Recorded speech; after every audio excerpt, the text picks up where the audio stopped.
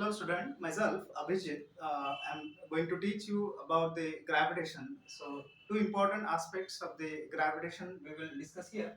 The first one, that the Newton's law of gravitation, which gives us the idea about the gravitational force between any two massive bodies, and another one is the variation of g, which is known as acceleration due to gravity, with height and depth from the surface of the earth.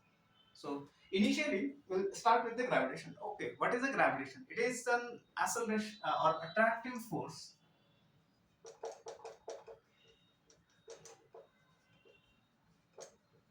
between massive objects.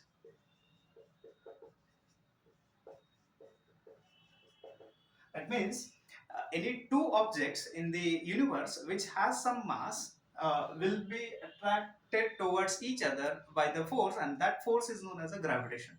So, for example, the solar system, which includes the sun and other planets with the satellites, etc., are held together with the help of the attractive forces of which is known as a gravitational force. Here, we are not going to discuss any general topic. We will go technically that the magnitude of the force that we experience between any two point objects. So that's why we'll define here the Newton's law of gravitation.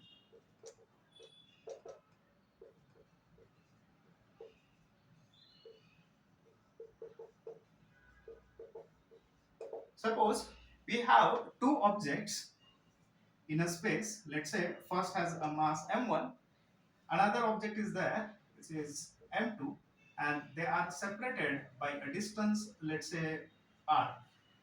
Okay. Then, according to the Newton's law of gravitation, the force of attraction between these two point masses is proportional to the product of their masses, and the force is also inversely proportional to the square of the distance between them. This is also known as the inverse square law. So, in a conclusive manner, we will write F is proportional to, let's say, m1 m2 upon r square, or we'll introduce the proportionality constant F is equal to g m1 m2 by r square. Here, G is known as universal gravitational constant.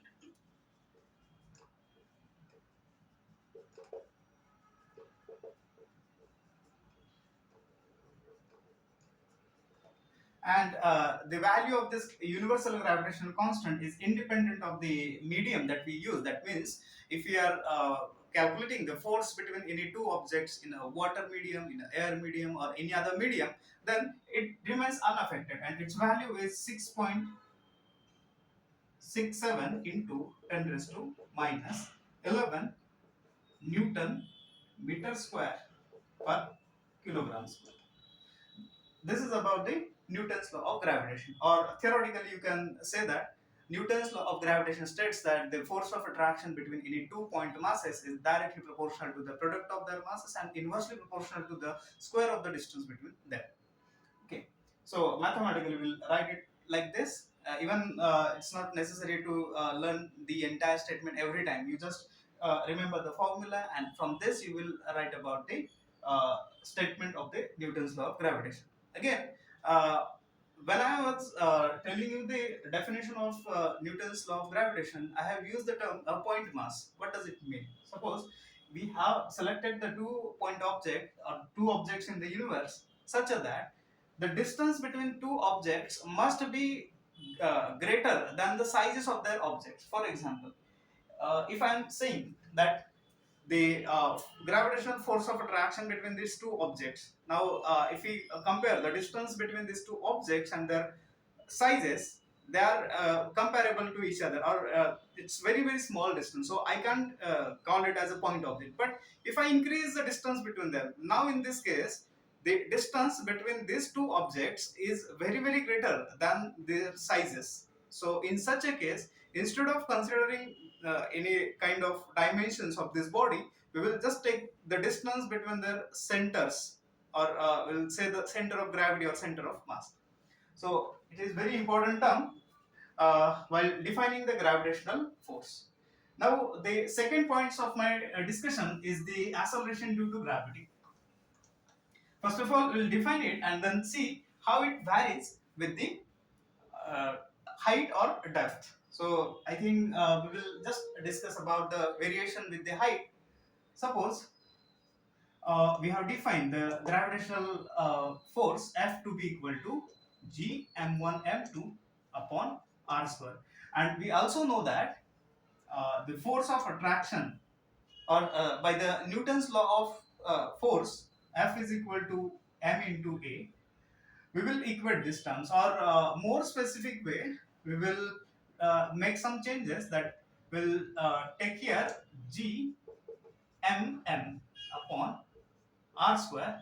Here, this capital M represents the mass of the earth, small m represents the mass of the object, r is the distance between them. It can be anything. If suppose object is on the surface of the earth, then in that case we'll consider the distance to be equal to the radius of the earth.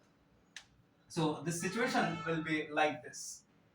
This is our earth center, and let's say this is the radius of earth. Here we have kept the object of mass m, and while the earth has a mass of capital M.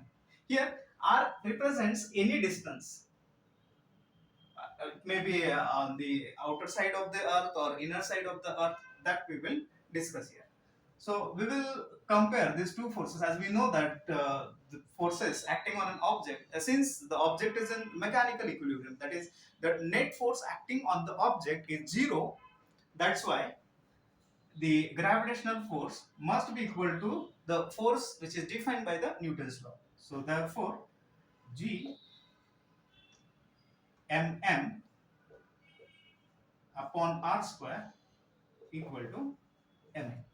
Here we can cancel out mm, and then we have the acceleration in this case to be equal to gm upon r square.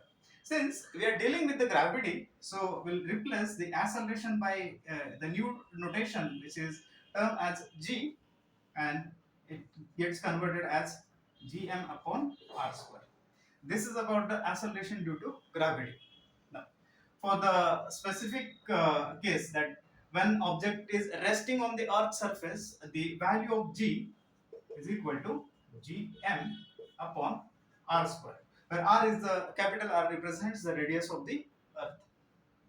Again, if I shift my object on the surface of the earth by some distance h, so then instead of defining like this, I will write gh to be equal to gm upon r square, where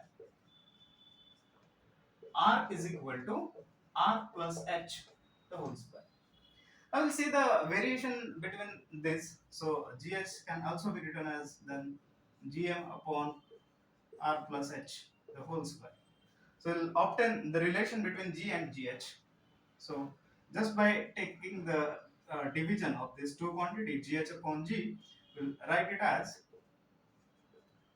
gm upon r plus h square upon gm upon r square. Or gm gets cancelled out, and the formula will be r square by r plus h the whole square. Okay, I will continue the calculation on the other side. So gh upon g to be equal to r upon r plus h square. Here I have took the square sign for numerator denominator in a combined fashion. So again I will divide throughout the numerator and the denominator by the value r. So it gets converted as 1 upon 1 plus h upon r and its square. Now again I will square it on numerator as well as denominator. So it will be 1 upon 1 plus h by r square, or this also be written as 1 plus h upon r raised to minus 2. And according to the binomial expansion, by neglecting the higher order terms of this, we will write gh upon g to be equal to 1 minus 2h upon r is this value, and hence we'll write gh to be equal to g in bracket 1 minus 2h upon r. So this is what the variation of gravitational acceleration with the depth. Oh, sorry, with the